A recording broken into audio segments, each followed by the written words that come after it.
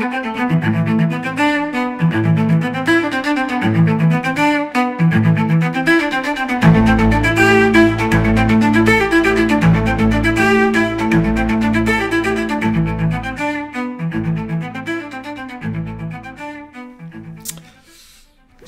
du mal à me retenir de rire. Peut-être qu'on se fait un film, hein, peut-être que tout ça est normal, mais... Enfin, bizarre quand même. Là, on va le voir, il ressort du bureau, il ressort de la Maison-Blanche. On ne voit pas Trump avec l'équipe ou avec Macron, hein, ça, on ne voit pas d'image associée. Je ne sais pas ce qui se passe. Ils repartent avec la valise, là, à l'hôtel, sûrement. Ils quittent la Maison-Blanche. Alors, Asselineau, il se marre, il dit comme ça, Macron quitte la Maison-Blanche comme il est entré, par la porte de service, et non accompagné par le président américain. C'est quand même un sacré camouflet que Trump vient d'infliger au président français. C'est Asselineau. Alors, on regarde à nouveau, parce que là, les images parlent d'elles-mêmes. Alors, ils ne sont pas de très bonne qualité, mais c'est bizarre de repartir comme ça, à pied. Parce que vous en pensez, il y en a un même qui a sa valise, là. Ils vont à l'hôtel ce soir. Maman, il alors, continue à être livré. Alors, je sais pas ce que vous en pensez, mais il y a quelque chose de curieux dans tout ça, je sais pas. J'ai l'impression que c'est une humiliation, mais là je ne veux pas trop m'avancer parce que bon, on fait ça sur le ton de la plaisanterie.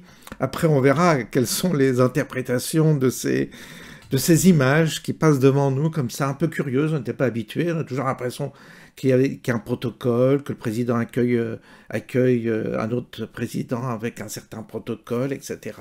Là il repart avec la valise, à pied, ils vont aller à l'hôtel, je sais pas, il n'y a même pas une voiture qui les ramasse.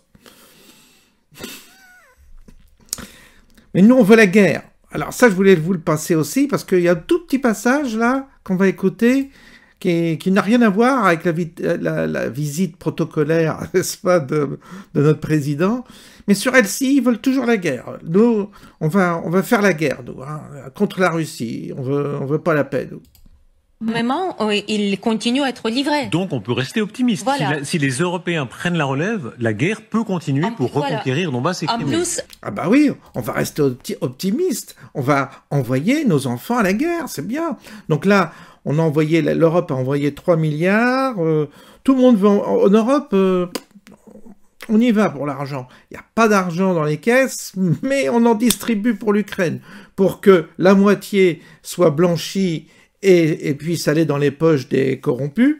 Formidable, moi je sais pas, cette mafia, je sais pas si ça vous saute aux yeux, si vous avez compris un peu qu'il y avait quelque chose qui tournait plus rond dans notre affaire, mais admettez quand même que de se réjouir, tout n'est pas perdu, on va quand même pouvoir aller à la guerre, quand même, hein.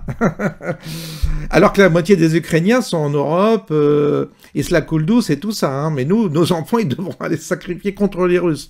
Non mais... On est dans un monde de dingue, je vous assure, on assiste à quelque chose quand même d'assez cocasse. Même sur LCI, c'est des tarés, hein, complètement tarés. Hein. Puis la bonne femme, là, l'Ukrainienne, là, elle est complètement à la masse, celle-là aussi, c'est une folle alliée. Elle est toujours invitée, on la voit toujours. Et nous, on continue toujours à envoyer de l'argent. C'est fou, cette histoire. Et puis nous, le petit président qui repart à pied comme ça, enfin, bon. Je réagis à l'instant, hein. Après avec le recul, peut-être que je reviendrai sur mes propos, peut-être que finalement on va trouver ça normal, que c'est tout à fait logique, mais sur le moment comme ça, on est un petit peu, ça nous excite un peu, voilà, ça met du sel dans la soupe, quoi. Et c'est pas comme ça qu'on dit d'ailleurs. Je vous souhaite une bonne journée, je vous dis à bientôt.